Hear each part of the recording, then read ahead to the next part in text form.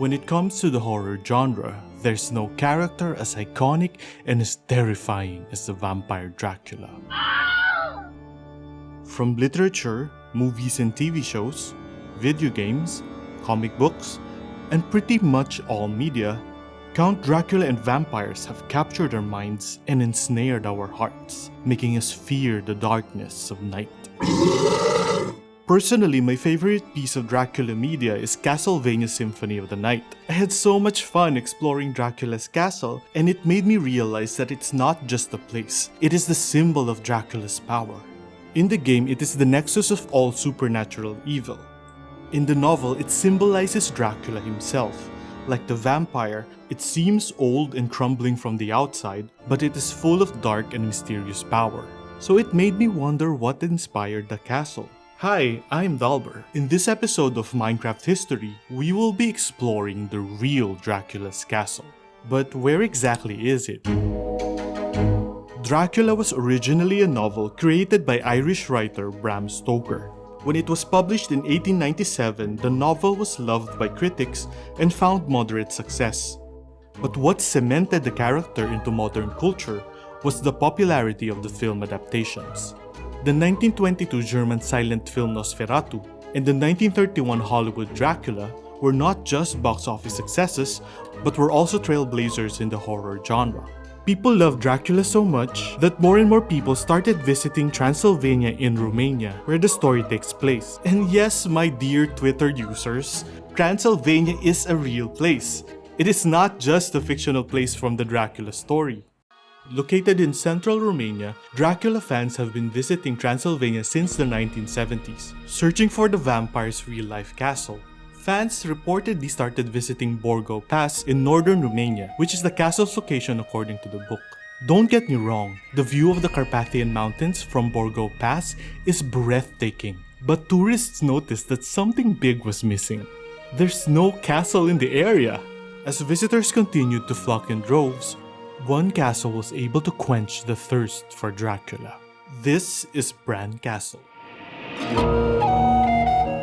If you visit their website and look at the countless tours, you'll see the same thing.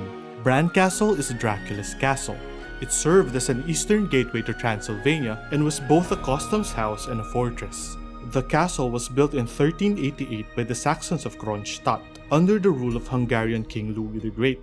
Although most castles at the time were owned by nobles, Bran Castle was established to protect German colonists in Transylvania. When Hungary lost Transylvania in 1920, the castle was gifted to the Romanian royal family. Eventually, it was turned into a museum in 1956. But how is it related to Dracula? Well, good old marketing.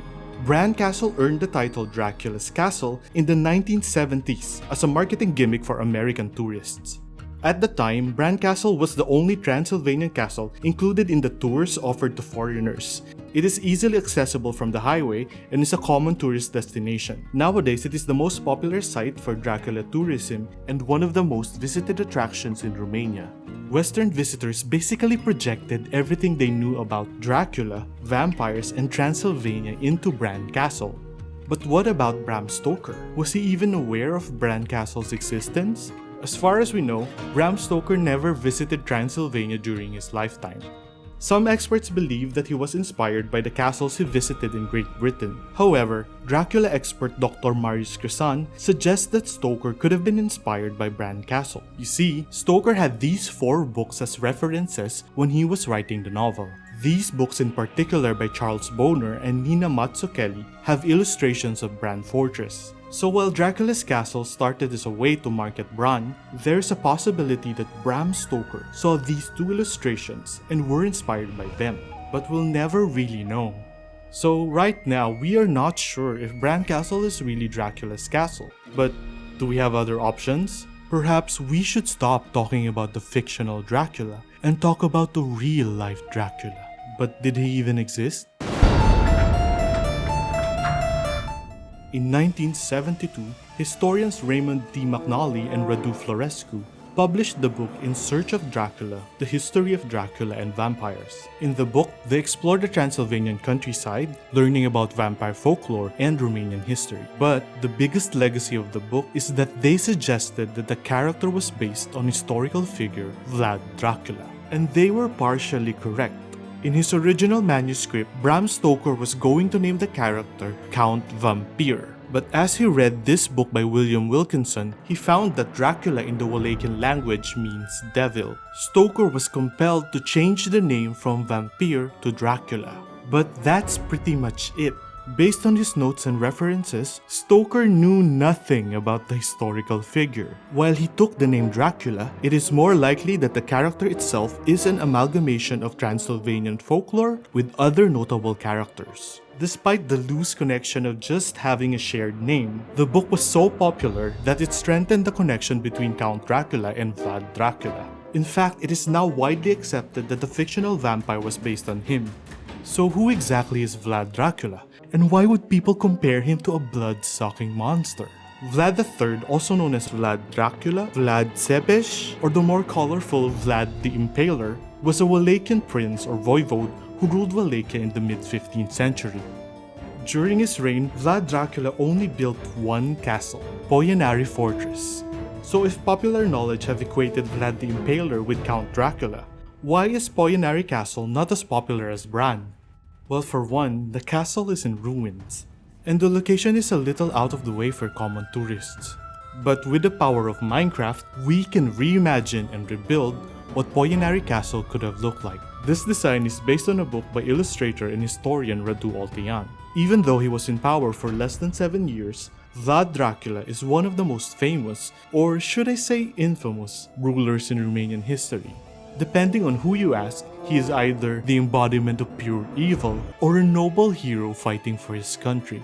In Germany, stories about Vlad describe him as a bloodthirsty tyrant and a madman. And it doesn't help that his favorite method of punishment was impaling people in large stakes, earning him the name Vlad the Impaler. On the other hand, Romanian stories portray Vlad as a good ruler, harsh but just, and he is considered as a national hero who defended the country against invading Ottoman Turks. Because of his short and tumultuous reign, Vlad was not able to build the castle from scratch. But luckily, Vlad did not have to do that. Earlier in the 13th century, Basarab Wallachians built a fortress on top of Mount Cetata and they called it Arges Castle. By the time of Vlad Dracula, the castle was already in ruins. But he recognized the value of the location. It is far away from the main roads and highways and is surrounded by almost impassable mountains. In short, it is a solid defensive fortress that is a perfect place for refuge. The reconstruction of the castle is veiled in legend, especially with how he got the manpower. On the Easter Sunday of 1459, he organized a huge feast and invited a bunch of boyars. Historians argue how many attended, but some people say 50, some people say 500. There is something in common with the guest list though. These were the nobles who were probably going to betray Vlad. So what did Mr. Impaler do? He ordered the massacre of everyone who attended just to send a message. The rest of their families, especially the wives and children, were forced to build the castle.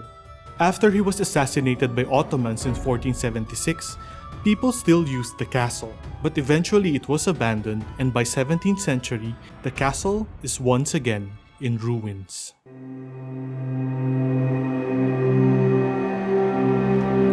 According to legends, Poenari Castle is still haunted by the ghosts of the past. In the 70s, when visitors asked locals directions to the castle, they usually turned away and refused to help. Even the tour guides back then would not dare to enter the castle. In one story, American adventurer Vincent Hillier stayed in the ruins for a night. He said that the ruins were inexplicably cold in the middle of summer, and he started smelling rotten flowers that were nowhere to be found. In the morning, he noticed having bite marks resembling that of a vampire. So here's the finished Poenari Castle. I tried to make it look as close to the illustration by Radu Oltean. I know I'm not the best at building, so maybe you can give me some tips. Like the immortal vampire, Dracula's significance in pop culture will continue to live on. Horror fans who want to experience Dracula's castle in real life can visit Bram Stoker's possible inspirations like Bran Castle in Romania. But why not also visit sites related to Vlad Dracula, like Poenari Castle, the princely court in Targoviste, and Snagov Monastery? Before I end the episode, don't forget to comment on what I should do next. And I'd appreciate it if you like and subscribe. And the rest is history.